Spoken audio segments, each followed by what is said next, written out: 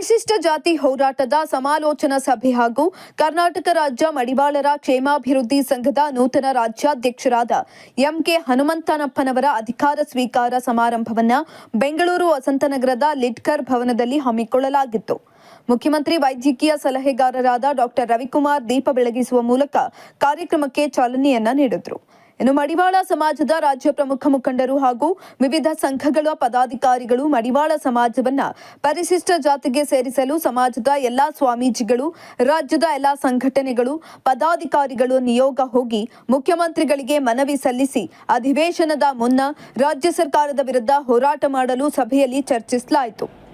ಸಮಾಜ ಹೇಗೆ ಇರಲಿ, ಯಾರಾದರೂ ಅಧ್ಯಕ್ಷರಿರಲಿ, ಯಾರಾದರೂ ಹೋರಾಟ ಮಾಡಲಿ, ರಾಜಕಾರಣಿಗಳು ಬರಲಿ, ಅಧಿಕಾರಿಗಳು ಬರಲಿ, ಬರ್ತಾರೆ ಹೋಗ್ತಾರೆ.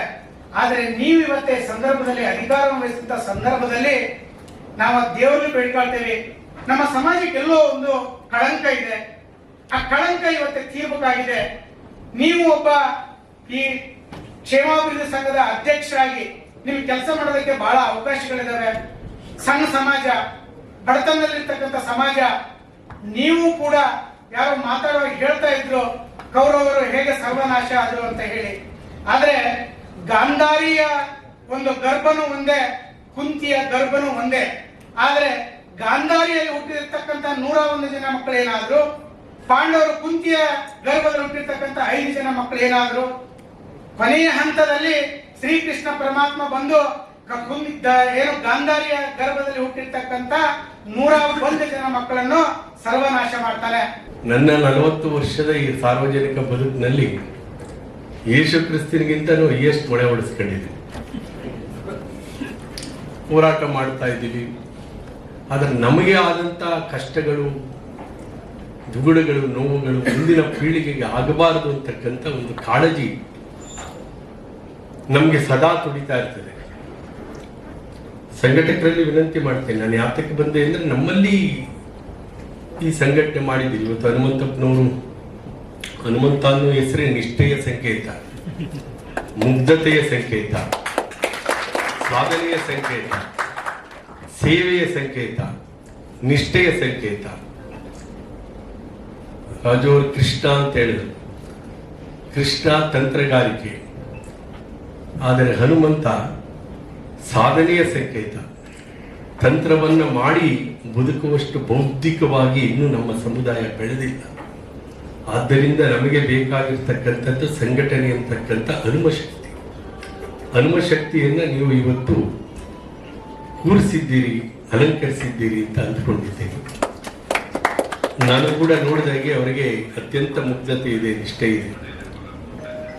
ಸಂಘಟನೆಗಳು 100 ಬರ್ತವೆ, 10 ಹುಟ್ಟುತ್ತವೆ.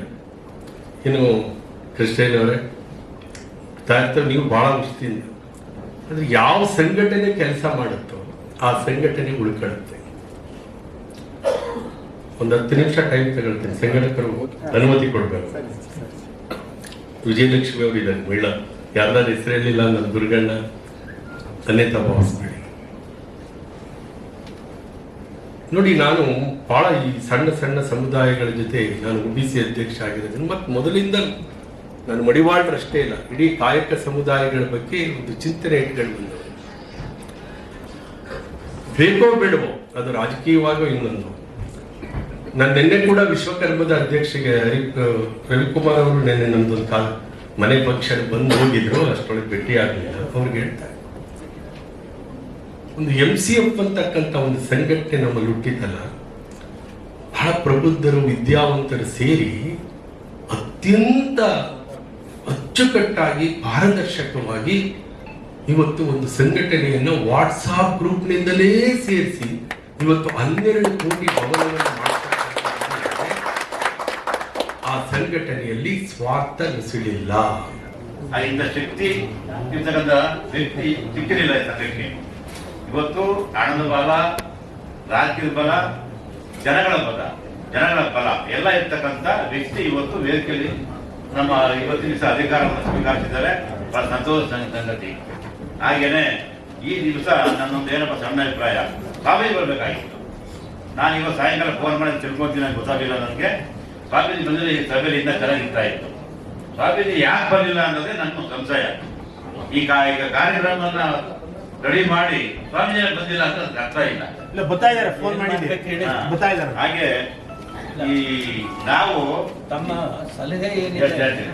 ಇನ್ನು ಈ ಸಂದರ್ಭದಲ್ಲಿ ಮುಖ್ಯಮಂತ್ರಿಗಳ ವೈದ್ಯಕೀಯ ಸಲಹೆಗಾರರಾದ ಡಾಕ್ಟರ್ ರವಿಕುಮಾರ್, ಸಮಾಜ ಸೇವಕರು, ಸಮಾಜದ ಮುಖಂಡರಾದ ಸೊರಬ ರಾಜು ತಲ್ಲೂರು, ಬಿಜೆಪಿ ಒಬಿಸಿ ಮೋರ್ಚಾ ರಾಜ್ಯಾಧ್ಯಕ್ಷರಾದ ಮೈಸೂರು ರಘು ಕೌಟಿಲ್ಯ, ಮಾಜಿ ಕಾರ್ಯಾಧ್ಯಕ್ಷರಾದ ಬಿ ರಂಗಸ್ವಾಮಯ್ಯ, ಮಡಿವಾಳ ಕ್ಷೇಮಾಭಿವೃದ್ಧಿ ಸಂಘದ ನೂತನ ಅಧ್ಯಕ್ಷ ಎಂಕೆ ಹನುಮಂತಪ್ಪ, ಸಮಾಜದ ಮುಖಂಡರಾದ ದೀಪಕ್, ದುರ್ಗೇಶ್, ಚಂದ್ರಕಾಂತ್, ನಿಂಬಣ್ಣ, ಮಲ್ಲೇಶ್, ಧನುರಾಜ್, ರವೀಂದ್ರ, ಶಿವರಾಜು, ಮಹಿಳಾ ಅಧ್ಯಕ್ಷರಾದ ವಿಜಯಲಕ್ಷ್ಮಿ, ಅಂಜನಪ್ಪ ಇನ್ನು ಮುಂತಾದ ಸಮಾಜದ ಮುಖಂಡರು ಹಾಜರಿದ್ದರು.